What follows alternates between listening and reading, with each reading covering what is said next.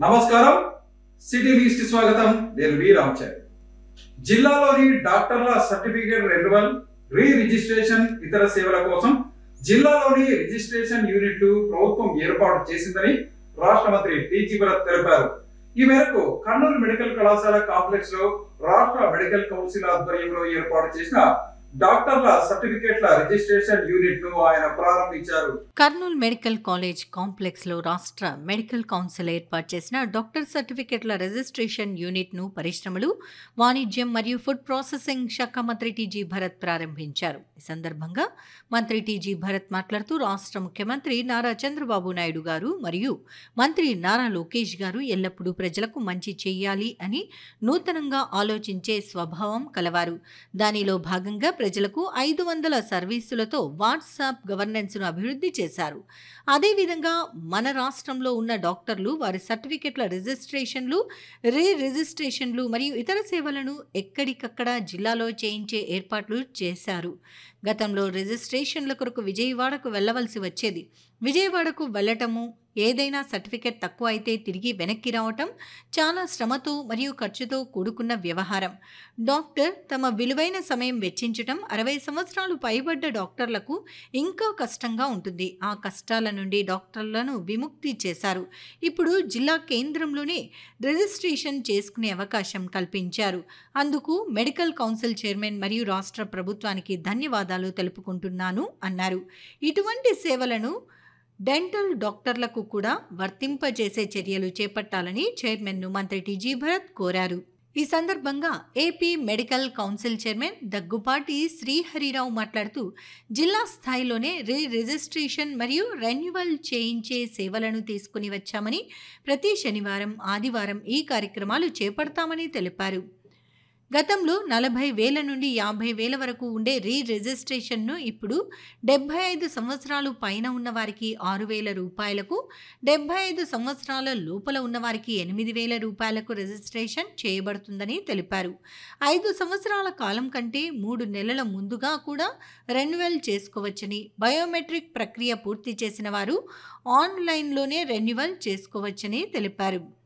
ఈ సందర్భంగా ఆదోని శాసనసభ్యులు డాక్టర్ పార్థసారథి మాట్లాడుతూ చాలామంది డాక్టర్లు రిజిస్ట్రేషన్, రెన్యువల్ చేయించుకోకుండా ప్రాక్టీస్లో ఉంటారని, దీనివల్ల వారి వైద్య వృత్తికి ఇబ్బందులు కలుగుతాయని, ఇప్పుడు విజయవాడకు వెళ్లకుండా కర్నూలులోనే రెన్యువల్ మరియు రిజిస్ట్రేషన్ చేసుకునే అవకాశం ఉన్నందున డాక్టర్లు ఈ అవకాశాన్ని వినియోగించుకోవాలని కోరారు. ఈ విధమైన ఏర్పాటు చేసిన రాష్ట్ర ప్రభుత్వాన్ని, మెడికల్ కౌన్సిల్ను అభినందించారు. Government general hospital superintendent doctor Venkateswarlu, medical college principal doctor Chitti Narasimhulu మాట్లాడుతూ డాక్టర్లకు ఈ విధమైన మంచి అవకాశం కల్పించిన మెడికల్ కౌన్సిల్ చైర్మన్ శ్రీహరి మరియు రాష్ట్ర ప్రభుత్వానికి కృతజ్ఞతలు తెలిపారు.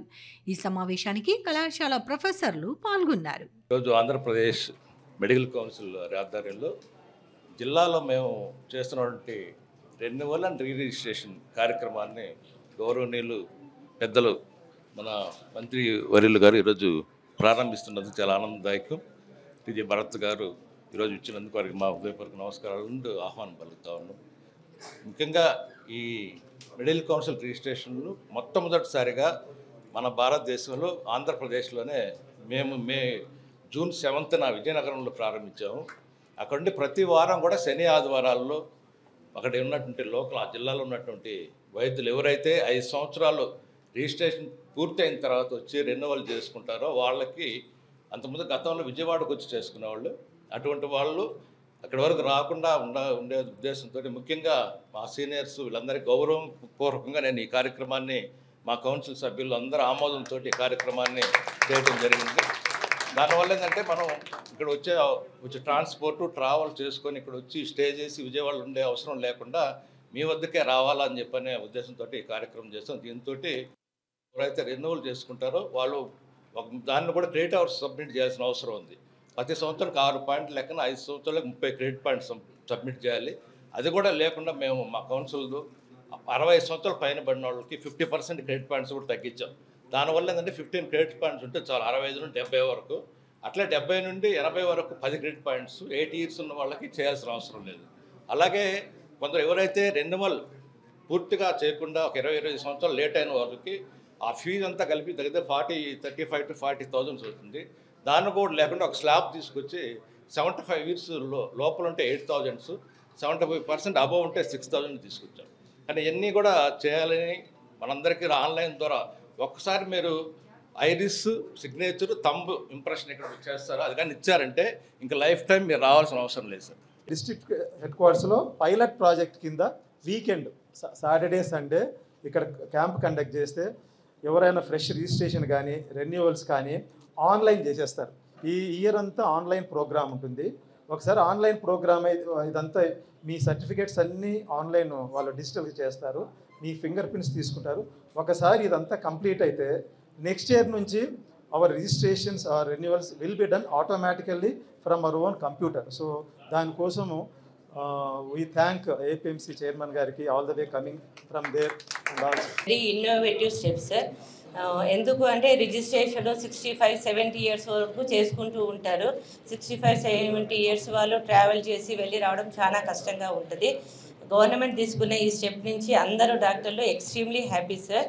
So once again I thank the government and also the chairman of the APMC chairman sir for taking the very good innovative which we going to help all the doctors sir. Thank you very much sir, and I thanks sir for Bharat sir for coming and inaugurating the program. Chandrababu గారు innovation better facilities provide చేయాలా సిటిజన్స్కి అని చెప్పి ఎప్పుడు ఆలోచిస్తూ ఉంటారు, మీకు అందరికీ తెలుసు. అందుకనే వాట్సాప్ గవర్నెన్స్ కూడా తేవడం జరిగింది. మోర్ దెన్ 500 సర్వీసెస్ ఇప్పుడు యాక్టివేట్ చేయడం జరిగింది ఇన్ వాట్సాప్. ఇది కూడా చైర్మన్ గారికి నేను రిక్వెస్ట్ చేసేది ఏమంటే any possibility to see WhatsApp governance, ఎందుకంటే ఉంది కాబట్టి వాట్సాప్తో లింక్ చేసి ఇది కూడా దాంట్లోకి తెచ్చేదానికి ఏదైనా పాసిబిలిటీ ఉంటే తీసుకుపోవాల్సిందిగా రిక్వెస్ట్ చేస్తున్నా.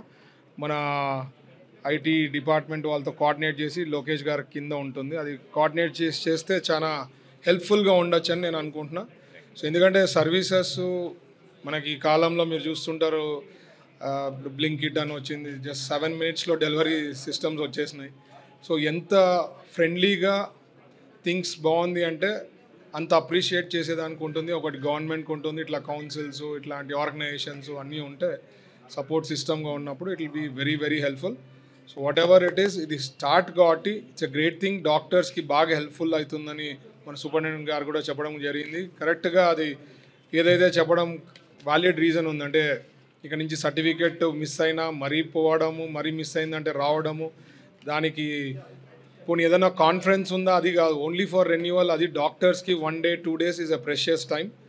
ఏదైతే డిస్ట్రిక్ట్ లెవెల్లో తీసుకోబోతున్న దానికి మీకు ప్రత్యేకించి ధన్యవాదాలు చెప్తున్నాను. అండ్ ఫ్యూచర్లో ఇంకా వాట్సాప్ గవర్నెన్స్లో కూడా లింక్ చేయాలని చెప్పి రిక్వెస్ట్ చేస్తూ ఈ అవకాశం ఇచ్చిన అందరు పెద్దలకి అందరికీ ధన్యవాదాలు అండి. Thank you.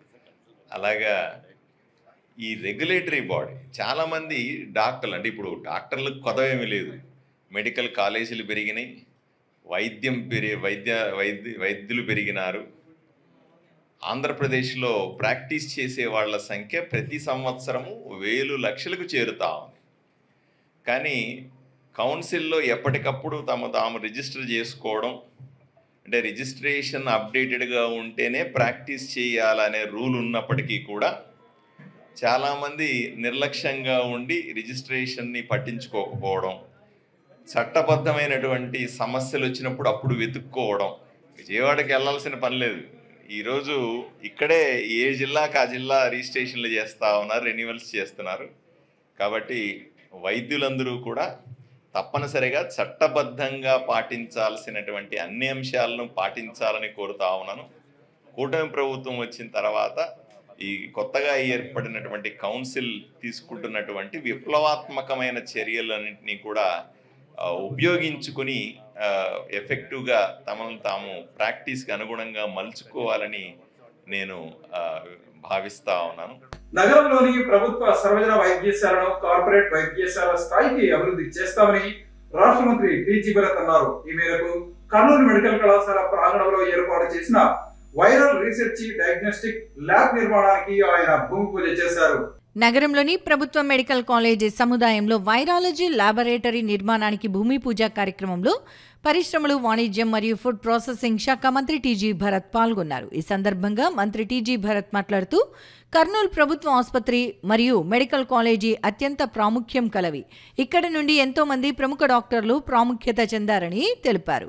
ఈ ఆసుపత్రిని అన్ని విధాల అభివృద్ధి పరిచే చర్యలు తీసుకుంటున్నామని, కార్పొరేట్ స్థాయి సౌకర్యాలు, వైద్య సదుపాయం కల్పించే చర్యలు చేపడుతున్నామని, అందులో భాగంగా వైరాలజీ ల్యాబ్ నిర్మాణానికి అనుమతులు తెప్పించుకున్నామని తెలిపారు. వైరాలజీ ల్యాబ్ అత్యంత సున్నితమైన వైద్య పరీక్షలు నిర్వహించే కేంద్రం.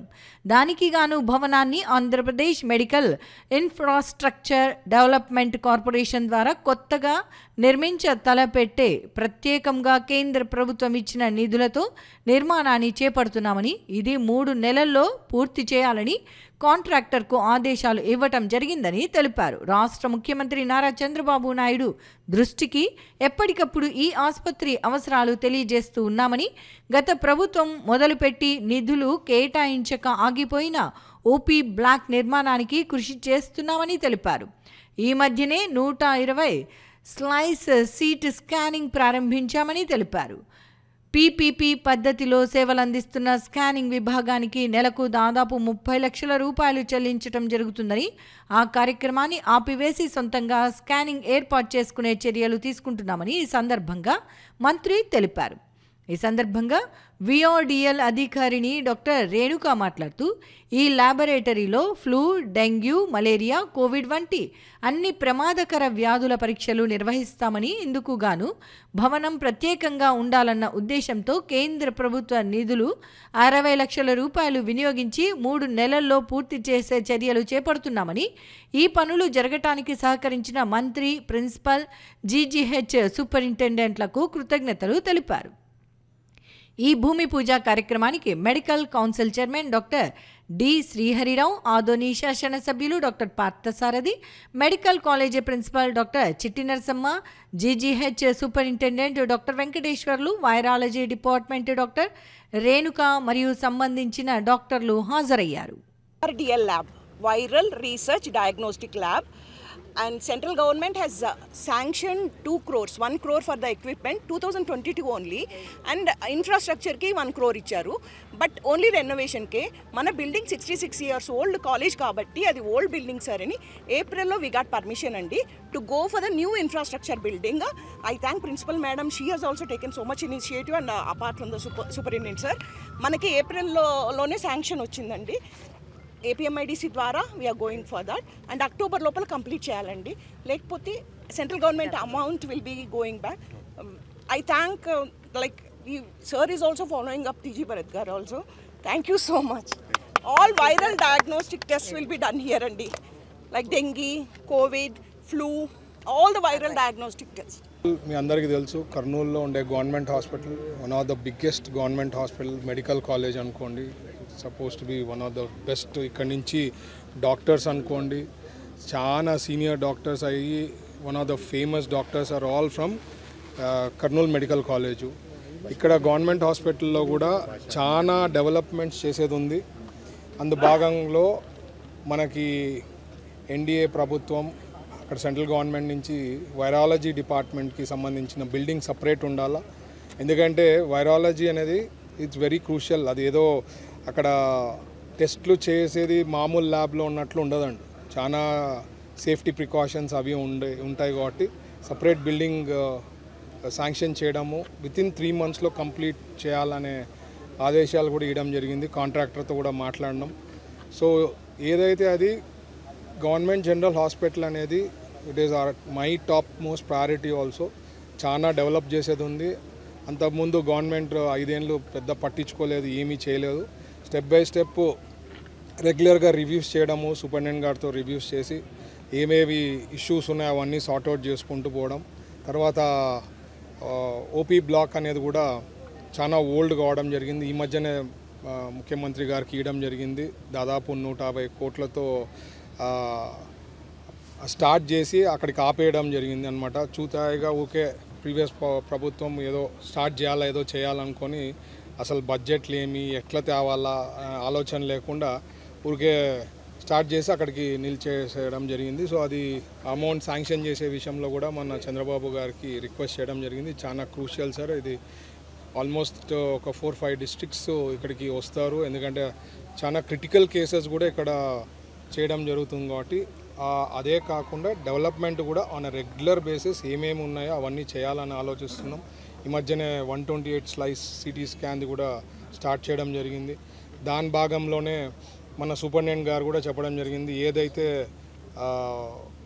ఐ థింక్ ఆన్ పీపీపీ మోడల్లో రన్ అవుతా ఉంది, దాదాపు 30 లక్షలు ఖర్చు అవుతా ఉంది అంటున్నారు. అది కూడా త్వరలో ఆపేసి మన ఓన్ సిటీ స్కాన్ ఉంది కాబట్టి అది కూడా గవర్నమెంట్కి సేవ్ చేసే విషయంలో కూడా every step we are getting involve. Will see what best we can do. మంచి ఇన్ఫ్రాస్ట్రక్చర్ ఇవ్వాలా, కార్పొరేట్ స్థాయిలో హాస్పిటల్ గ్రో కావాలనే ఉద్దేశంతో ఈ డెవలప్మెంట్ వర్క్స్ అన్ని టేకప్ చేయడం జరుగుతుంది. ఈ ప్రభుత్వంలోనే జరుగుతుంది అది. Thank you. పేదరికం లేని సమాజాన్ని నిర్మించడం ధ్యేయంగా తమ ప్రభుత్వం పనిచేస్తోందని రాష్ట్ర మంత్రి టీజీ భరత్ అన్నారు. ఈ మేరకు నగరపాలక సంస్థ కార్యాలయంలో కర్నూలు అసెంబ్లీ నియోజకవర్గానికి సంబంధించి స్వర్ణాంధ్ర P4 జనరల్ బాడీ సమావేశంలో ఆయన పాల్గొన్నారు. కర్నూలు నగరపాలక సంస్థ కార్యాలయంలో కర్నూలు నియోజకవర్గానికి సంబంధించి నిర్వహించిన స్వర్ణాంధ్ర P4 తొలి జనరల్ బాడీ సమావేశంలో రాష్ట్ర పరిశ్రమలు, వాణిజ్యం, ఆహార శుద్ధి శాఖ మంత్రి టీజీ భరత్ పాల్గొన్నారు. స్వర్ణాంధ్ర విజన్ 2047 కార్యక్రమాన్ని సమర్థవంతంగా అమలు చేయాలని మార్గదర్శి, బంగారు కుటుంబాల ఎంపిక అర్హతలు పక్కాగా పరిశీలించి లబ్ధిదారులను ఎంపిక చేయాలని మంత్రి అధికారులను ఆదేశించారు. 2029 నాటికి నియోజకవర్గంలో 100% అర్హులందరికీ ఇళ్లు తప్పనిసరిగా ఉండాలని, అందుకనుగుణంగా చర్యలు చేపట్టాలని పేర్కొన్నారు. రానున్న 5 ఏళ్లలో చేపట్టాల్సిన అభివృద్ధి పనుల కార్యాచరణ రూపొందించాలని ఆదేశించారు. మున్సిపల్ పాఠశాలల స్థితిగతులను పరిశీలించి అవసరమైన ఆధునీకరణ పనులను చేపట్టేందుకు తగు చర్యలు తీసుకోవాలని అన్నారు. పార్కుల అభివృద్ధికి ప్రత్యేక చొరవ చూపాలని, పాత బస్తీలో విచ్చలవిడిగా ఉన్న కరెంటు తీగల సమస్యను పరిష్కరించాలని సూచించారు. ప్రధాన రహదారుల వెంట గోడలను శుభ్రపరిచి పెయింటింగ్ వేయాలని, మొక్కలు నాటడం మరింత వేగవంతం చేయాలని అన్నారు. పార్కింగ్, వెండింగ్ జోన్ల ఏర్పాటు, పున్నమి రెస్టారెంట్ వెనక ఖాళీ స్థలంలో వెండింగ్ జోన్ ఏర్పాటుకు చర్యలు తీసుకోవాలని ఆదేశించారు. ట్రాఫిక్ నియంత్రణకు, రహదారులపై ఆక్రమణలు తొలగించాలని, టిడ్కో గృహాల అభివృద్ధికి శ్రద్ధ చూపాలని సూచించారు. అనంతరం మీడియాతో మాట్లాడుతూ విజనరీ లీడర్ చంద్రబాబు నాయకత్వం రాష్ట్రం అన్ని విధాల అభివృద్ధి చేసేందుకు ప్రణాళికాబద్ధంగా ముందుకెళ్తున్నామని తెలిపారు. తొలి సమావేశంలో P4 అమలు, ప్రధాన సమస్యల పరిష్కారం అనేక అంశాలపై చర్చించామని వెల్లడించారు. భవిష్యత్తులో పేదరికం లేని సమాజాన్ని నిర్మించి తీరుతామని స్పష్టం చేశారు. అదేవిధంగా తాను ఎన్నికల్లో ఇచ్చిన సూపర్ 6 హామీలను నెరవేరుస్తున్నామని తెలిపారు. రాష్ట్రంలో ఆగస్టు 15 నాటికి 15 లక్షల బంగారు కుటుంబాలు, 1,00,000 మంది మార్గదర్శులను గుర్తించేందుకు ప్రభుత్వం చర్యలు తీసుకుంటోందని పేర్కొన్నారు. P4 ద్వారా సంక్షేమ పథకాల కోత ఉండదని, ఇది సంక్షేమానికి అదనమని సీఎం స్పష్టం చేశారు. బంగారు కుటుంబాలకు సరైన సమయంలో సహకారం, నిరంతర గైడెన్స్ ఇవ్వటం వంటివి మార్గదర్శులు బాధ్యత తీసుకుంటారని అన్నారు. చంద్రబాబు గారు ఎప్పుడు కూడా ఏదైనా పని చేయాలంటే ఒక విజన్ పెట్టుకొని పని చేయాలా, అప్పుడే రిజల్ట్స్ చాలా బాగుంటుందని అంటారు. సో మొత్తం అన్ని కాన్స్టిట్యుయెన్సీస్లో విజన్ ప్లాన్ చేసుకోండి, 5 ఏళ్లలో ఏం చేస్తారు, 2047కి ఏం విజన్ చేస్తారు అని అక్కడ అసెంబ్లీలో ఉండే ఎమ్మెల్యే తర్వాత వాళ్ళ అధికారులతో డిస్కస్ చేసి ఫస్ట్ మీటింగ్ ఈరోజు పెట్టడం జరిగింది. ఒక బ్రీఫ్ నోట్ నా తరఫున అప్పుడు విజన్ ఇవ్వడం జరిగింది, అది లాంగ్ టర్మ్ సంబంధించింది. ఈరోజు అన్నీ డిస్కస్ చేసిన తర్వాత షార్ట్ టర్మ్ అంటే 5 ఇయర్స్లో ఏమేమి సాధించగలుగుతామో అవి ప్రాక్టికల్గా ఉండేవన్నీ కూడా ప్లాన్ చేయమని చెప్పడం జరిగింది.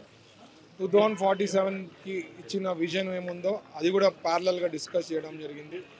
ఇవి మాట్లాడుతున్నప్పుడు వేరియస్ ఇష్యూస్ మనం డిస్కస్ చేసి దానికి ఒక డేట్స్, ఒక ప్లానింగ్ అనేది ఉండాలని చెప్పినాం. కొంతమంది షార్టేజ్ ఆఫ్ పీపుల్ ఉన్నాయని చెప్పడం జరిగింది. ఇవన్నీ కూడా సెట్ చేసే దానికోసమే మనం విజన్ పెట్టుకొని అందరూ కూడా ఒకసారి ఒక కరెక్ట్ విజన్ ఆ కాన్స్టిట్యున్సీకి ఉందంటే వర్క్ చేసుకునేకి అధికారులకు కానీ ఏ దానికి ఇంపార్టెన్స్ ఇచ్చేదానికి ఒక క్లారిటీ ఉంటుంది. కాబట్టి ఈరోజు ఆ మీటింగ్ పెట్టడం జరిగింది. త్రూ అవుట్ ద స్టేట్ కూడా చంద్రబాబు గారు నిన్న కూడా అందరితో వర్చువల్ కాల్ తీసుకోవడం జరిగింది. సో ఖచ్చితంగా it is a good sign. మీరు దానికి మరీ ఉదాహరణ నేను ఎప్పుడు చెప్పేది విజన్ 2020 చంద్రబాబు గారు సెకండ్ టర్మ్ వచ్చిన తర్వాత ఏ రకంగా చెప్పారో దానికన్నా బెటర్ ఆఫ్గా మనకి ఈరోజు హైదరాబాద్ చూస్తున్నాము. సో మెయిన్ థింగ్ ఆ విజన్ అనేది ఉంది అంటేనే ఆ కాన్స్టిట్యున్సీకి బాగా డెవలప్మెంట్ అయ్యేది అనుకుంటుంది. సో ఇన్ డీటెయిల్గా వీఆర్ ప్లానింగ్ నెక్స్ట్ మీటింగ్ కల్లా ఒక క్లారిటీ ఉంటుంది. ఈ 5 yearsలో ఏమేమి చేయబోతున్నాం, 2047లో ఏమేమి చేయబోతున్నాం, అలాగే నేను ఇచ్చిన సూపర్ 6 ఫర్ కర్నూలు ఏముందో అవి కూడా తీసుకొని ఒక ప్లాన్గా పోతామండి. పంప్ హౌస్ వద్ద ఉన్న గూడెం కొట్టాల ప్రజలకు ఇళ్ల పట్టాలు ఇచ్చేందుకు కృషి చేస్తామని రాష్ట్ర మంత్రి టీజీ భరత్ అన్నారు. ఈ మేరకు నగరంలోని గూడెం కొట్టాల ప్రజలతో ఆయన మాట్లాడారు.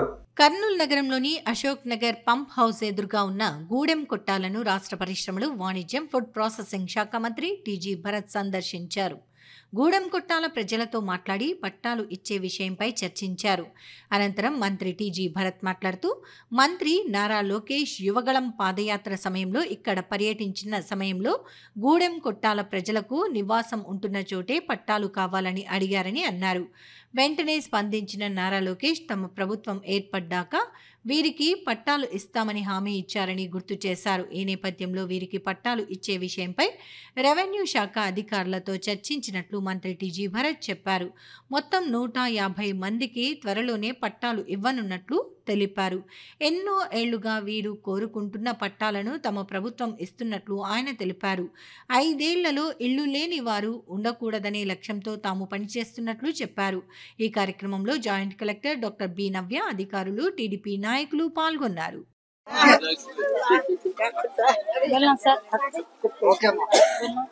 नमस्ते सर, ये टीजी भारत अन्ना बहुत अच्छे इंसान है सर।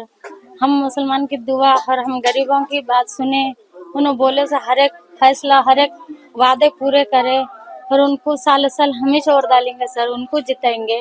उन्होंने हमारा क्या है सो घर में आको सब भी देखे, सब भी हमारी परेशानी छोटी छोटी तकलीफ सब भी दूर करे, घर दिए, हम उनको जिताएंगे सर।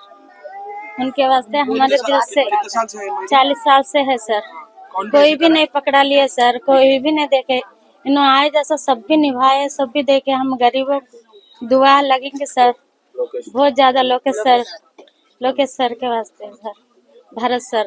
घर का पट्टा दिया, घर बना रहे हैं। हाँ बोले शुक्रिया सर, घर का पट्टा दिए, घर बना रहे, बहुत बहुत ज्यादा शुक्रिया। भारत सर क्या इलेक्शन में पहले क्या बात दिया तो वो बात, हाँ वो बात फर्स्ट में जो बात दिए, पहले बात दिए उन्होंने, बात दिए सो बात में पूरा करे सर। సార్ మేము చిన్న ఉన్నప్పటి నుంచి ఈడనే ఉన్నాం సార్, 40 సంవత్సరాలు అయింది మేము ఉండబట్టి ఇక్కడ, కానీ మాకు ఏ ప్రభుత్వం కూడా పట్టించుకోలేదు. ఈ సార్ వచ్చిన తర్వాత నారా లోకేష్ సార్ వచ్చిన తర్వాత పాదయాత్ర చేసుకుంటా చూసుకుంటా పోయినారు. ఈ కొట్టాలకి నేను హామీ ఇస్తున్నానని భరత్ సారు హామీ ఇచ్చినారు. మాకి మీరు ఓటేసి గెలిపిస్తే మీ అందరికీ మేలు జరుగుతుందమ్మా, ఈ ఒక్కసారి అవకాశం ఇవ్వండి అని చెప్పినారు. అదే ప్రకారంగా మేము ఆయనకి ఓటేసి గెలిపించినాము. కానీ మాకోసరము ఆయన చాలా సేవ చేసినారని నేను ధన్యవాదాలు తెలుపుకుంటున్నాను సార్. టీజీ భరత్ గారికి మా వందనాలు. టీజీ భరత్ ఇచ్చి మాకి ఇల్లు కూడా కట్టిస్తామని హామీ ఇచ్చినారు. అందుకు మేము రుణపడి ఉంటాము. మా ఓట్లన్నీ టీజీ భరత్ సార్కే. మా పరిస్థితులు ఏమి ఇన్నేళ్ల నుండి 40 సంవత్సరాల నుండి ఇక్కడ ఉన్నారు. అప్పటి నుండి పాములలో నీళ్ళలో ఇలాంతా చేసి చాలా ఇబ్బందులుగా పన్నారు ఇక్కడ, కానీ ఇంతవరకు ఎవరేం చేయలేదు. కానీ ఈ చంద్రబాబు నాయుడు గారు వచ్చినాక, మన టీజీ భరత్ సార్ గారు వచ్చిన తర్వాత మనకి ఇవన్నీ పాదయాత్రతో చూసి మనకి ఇవన్నీ పట్టాలు ఇచ్చినారు. ఇంటి పట్టాలు ఇచ్చి మా సమస్యలన్నీ ఇప్పటికి తీరుతున్నాయి. ఇన్నేళ్ల నుండి ఏ ప్రభుత్వం ఇప్పటికి పట్టించుకోలేదు. మాకు 40 సంవత్సరాలు అయింది ఇక్కడికి వచ్చి. మేము ఇన్ని రోజుల నుంచి ఇక్కడే ఉంటున్నాం. ఈ కొట్టాల్లోనే ఎవరు మాట్లాడలేదు మాకు.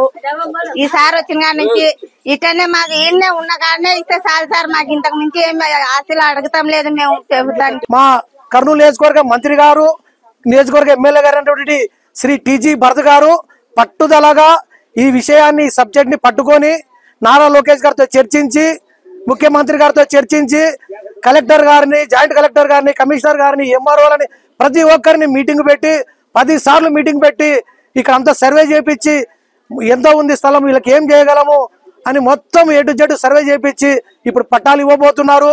దాని తర్వాత వీళ్ళకు గృహ సముదాయాలు కూడా ఏర్పాటు చేయబోతున్నారు. ఈ సందర్భంగా గూడెం ప్రజలు ప్రతి ఒక్కరు ఇప్పుడు యువత ఉన్నారు, అంతకుముందు వీళ్ళ పెద్దలు, వీళ్ళ తల్లిదండ్రులు, వీళ్ళ తాతలు కూడా ఇక్కడ ఉన్నారు. ప్రతి ఒక్కరి కుటుంబము చాలా సంతోషం వ్యక్తం చేస్తుంది. ఇది వారి జీవితంలో మర్చిపోలేనటువంటి మేలు. కర్నూలు చరిత్రలో నిలిచిపోయే చరిత్ర అని సందర్భంగా తెలియజేస్తూ టీజీ భరత్ గారికి, నారా లోకేష్ గారికి, చంద్రబాబు నాయుడు గారికి గూడెం ప్రజల తరపున మేము ప్రత్యేకంగా ధన్యవాదాలు తెలియజేస్తాం. ఆ రోజే మాట ఇచ్చాడు, మీకు ఉన్న చోటనే పట్టాలు ఇప్పిస్తాం, ఇల్లు కట్టిస్తామని మాట ఇవ్వడం జరిగింది. అందులో భాగంగా టీజీ భరత్ గారు, స్థానిక ఎమ్మెల్యే, రాష్ట్ర మంత్రివర్యులు అయిన టీజీ భరత్ గారు ఈరోజు ప్రతి ఒక్క అధికారిని సంప్రదించి వాళ్లకు వెంటబడుతూ పట్టాలు ఇవ్వడం జరుగుతా ఉంది. ఇందుకు గాను గూడెం ప్రజలు జన్మలున్నా గానీ టీజీ భరత్ గారి రుణం తీర్చుకోలేదు. అలాగే గత 40 సంవత్సరాల నుంచి ఎంతో మంది ప్రజాప్రతినిధులు మారారు, ఇక్కడికి వచ్చారు, మాటలు చెప్పారు గాని పని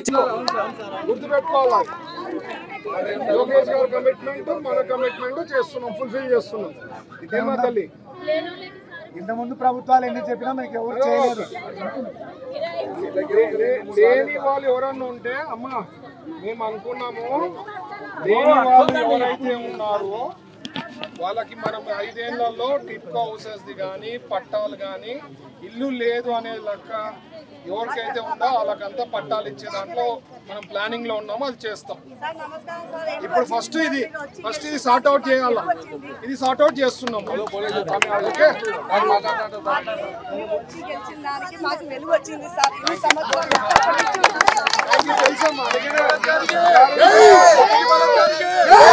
ప్రాణాంతక వ్యాధులను కలుగజేసే దోమకాటుకు గురి కాకుండా ప్రతి ఒక్కరూ అవసరమైన జాగ్రత్తలు పాటించాలని senior gastro enterologist doctor Shankar Sharma అన్నారు. ఈ మేరకు నగరంలోని తన క్లినిక్ లో జరిగిన కార్యక్రమంలో దోమకాటుకు గురి కాకుండా పేదలకు దోమతెరలు, మస్కిటో కాయిల్స్ పంపిణీ చేశారు.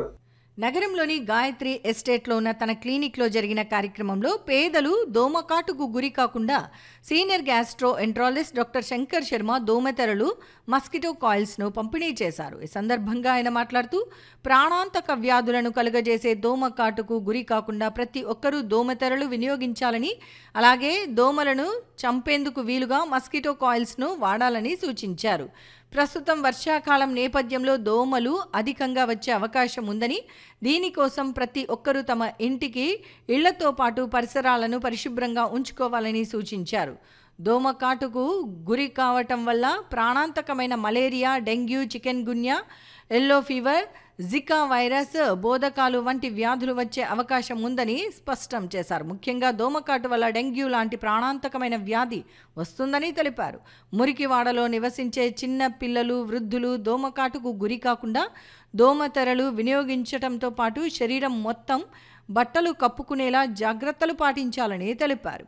అలాగే వర్షాకాలంలో నీటి కాలుష్యం అధికంగా ఉంటుందని, దీనివల్ల టైఫాయిడ్, గ్యాస్ట్రో ఎంటరైటిస్, కలరా, పసిరికలు, వైరల్ హెపటైటిస్ వంటి వ్యాధులు వస్తాయని వివరించారు. ప్రాణాంతక దోమకాటుకు గురి కాకుండా తమ వంతుగా దోమతెరలు, మస్కిటో కాయిల్స్ పంపిణీ చేసినట్లు వివరించారు. గాయత్రి ఎస్టేట్లోని మా క్లినిక్లో నిరుపేదలకు, సమాజంలో అట్టడిగి ఉన్న జీవిస్తున్న కొంతమందికి ఉడతాభక్తిగా ఈరోజు దోమతెరలు, ఆల్అవుట్ కాయిల్స్, ఇట్లా మస్కిటోస్ నుంచి వాళ్ళు కాపాడుకునే పరికరాలు అందజేయడం జరిగింది. ఈ సందర్భంగా నేను చెప్పేది ఏమంటే, ఒక చిన్న కీటకం మస్కిటో అనేది, కానీ అది ప్రళయాంతకమైన వ్యాధులకు దారితీస్తూ ఉంది.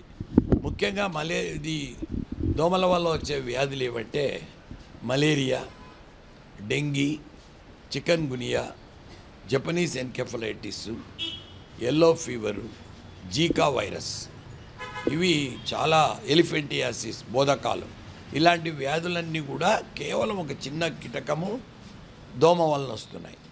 ఈ దోమల్లో కూడా కొన్ని దోమలు మురికి నీళ్ళల్లో ఉండేటివి ఉంటాయి, కొన్ని మామూలు నీళ్ళల్లో ఉండేటివి ఉంటాయి. ముఖ్యంగా ఈ ఎడిస్ ఈజిప్టికాయ్ అని ఈ డెంగీ ఫీవర్ కాజ్ చేసే దోమ ఇండ్లల్లో ఉండే బకెట్లో ఉండే నీళ్ళల్లో, గచ్చుల్లో ఉండే నీళ్ళల్లో, టైర్లలో ఉండే నీళ్ళల్లో, లేదు పూల కుండీలలో ఉండే నీళ్ళల్లో, లేదు పక్షుల కోసం నీళ్ళ కోసం పెట్టిన ఆ కుండల్లో కానీ, లేదు ఎక్కడన్నా నీరు నిల్వ ఉండే ట్యాంక్స్లో, పాండ్స్లో అట్లా చోట బతుకుతుంది. కానీ ఇది ఎల్లో ఫీవరు లేదంటే డెంగీ ఫీవర్ కాజ్ చేస్తుంది, ఏడిస్ ఈజిప్టికాయ్. ఈ డెంగీ ఫీవర్ అనేది అంటే ఒక్కొక్క మనిషిలో ఒక్కో రకంగా రావచ్చు. ముఖ్యంగా జలుబు, దగ్గు, జ్వరము, ఒళ్ళు నొప్పులు, తీవ్రమైన ఈపు నొప్పి అలాగా వస్తూ సడన్గా హెమరాజిక్ షాక్ సిండ్రోమ్ అని బ్లీడింగ్ మేనిఫెస్టేషన్స్ మరియు పేషెంట్ కోమాలోకి పోవచ్చు ఈ డెంగీ ఫీవర్లో. అంటే ప్లేట్లెట్ కణాలు చాలా తగ్గిపోతాయి.